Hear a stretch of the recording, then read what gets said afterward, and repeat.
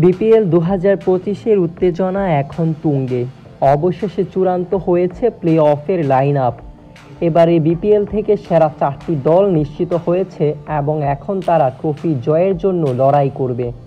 ৭ দলের এই টুর্নামেন্টে টানা পারফরম্যান্সের পরে সেরা দলগুলোর মধ্যে Fortune Barishal, Chittagong Kings, Rangpur Riders এবং খুলনা টাইগার্স জায়গা করে নিয়েছে। ফরচুন বরিশাল সবার উপরে।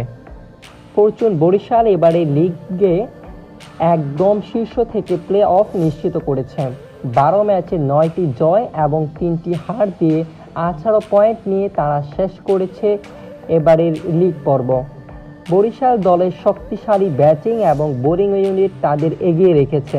বিশেষ করে অধিনায়ক তামিম ইকবালের নেতৃত্বে তারা জয়ের ধারাই ছিল। চিটাগং কিংস, তাদের হয়েছে দারুণ প্রত্যাবর্তন। গ্রুপ পর্বের শেষ দিকে এসে দারুণ ছন্দে ফিরেছে চিটাগং কিংস।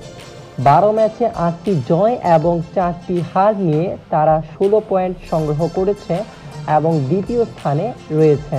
তাদের ব্যাটিং বিভাগের অন্যতম সেরা পারফর্মার ছিলেন আফিফ হোসেন, যিনি দলের জন্য নিয়মিত রান সংগ্রাহক ছিলেন। রংপুর রাইডার্স শেষ মুহূর্তে পতন।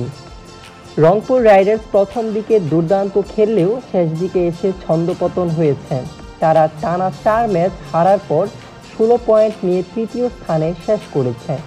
যদিও তারা প্রথমে কোয়ালিফায়ার নিশ্চিত করতে পারত, কিন্তু শেষ মুহূর্তে দলটির বিদেশি ক্রিকেটাররা চলে যাওয়ার ফলে কিছুটা সমস্যায় পড়েছে।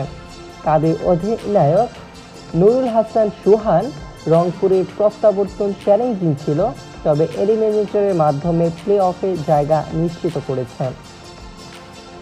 খুলনা টাইগার্স নেট রান রেটের কাছে হেরে প্লে অফে।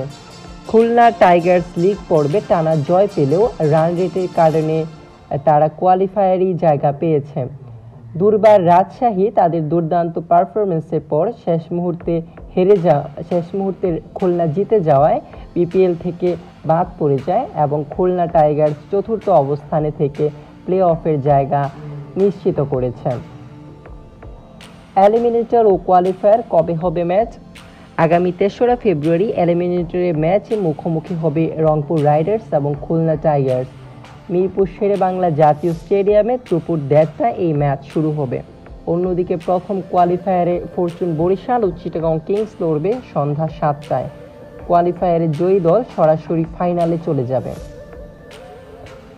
বিপিএল এ শীর্ষ রান সংগ্রাহক এখন তানজিদ হাসান তামিম। ১২ ইনিংসে ৪৮৫ রান করে তিনি টুর্নামেন্টের শীর্ষ রান সংগ্রাহক।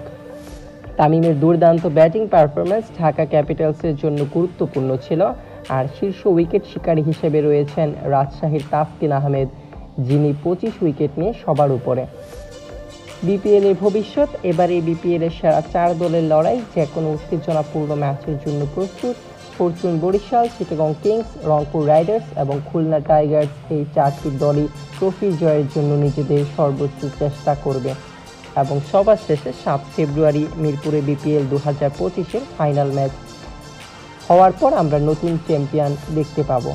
আপনার প্রিয় দল কোনটি এবং কে জিতবে এবারের বিপিএল কমেন্টে জানাতে ভুলবেন না।